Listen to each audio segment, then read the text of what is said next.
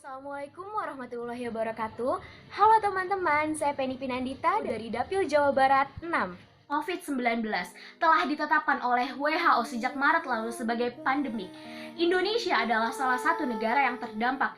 Pemerintah Indonesia terus menyusun langkah strategis untuk mengendalikan pandemik ini. PSBB dengan prinsip Near Zero Mobility akhirnya diberlakukan di Indonesia.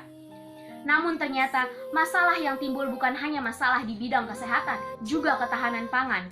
Ketahanan pangan menurut Undang-Undang Nomor 18 Tahun 2012 adalah ketika ketersediaan dan keterjangkauan pangan yang aman, beragam, dan bergizi bisa dijangkau oleh seluruh masyarakat.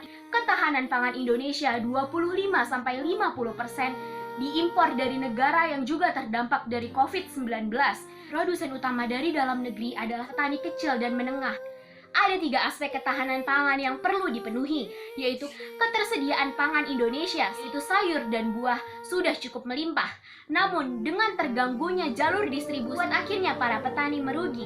Aspek keterjangkauan pun telah diantisipasi oleh pemerintah di beberapa wilayah dengan menyediakan pasar online. Aspek stabilitas, cadangan makanan yang tersedia di gudang cadangan pangan Indonesia belum bisa memenuhi nutrisi kita untuk menjaga imunitas di tengah pandemi. Kita bisa melakukan pertanian di rumah dengan cara memanfaatkan lahan kosong yang masih kita miliki. Ketika saya menjadi legislator nantinya, tentunya saya akan membuat kebijakan yang sesuai dengan fungsi DPR sendiri. Fungsi legislasi, DPR bersama Presiden akan merevisi Undang-Undang Nomor 18 Tahun 2012 untuk memperjelas alur distribusi pertanian di Indonesia.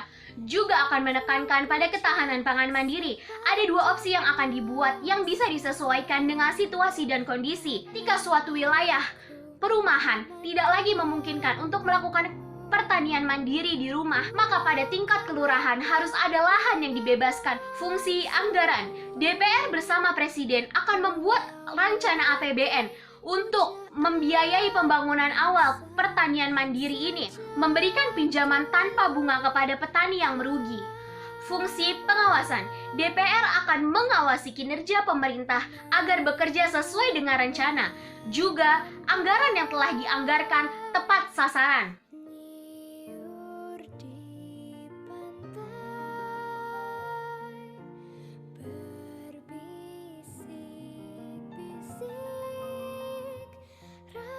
Ketahanan pangan adalah tentang terpenuhinya gizi seluruh masyarakat Indonesia. Oleh karena itu, masalah ketahanan pangan perlu menjadi perhatian. Ingat, Indonesia sehat bukan hanya beras.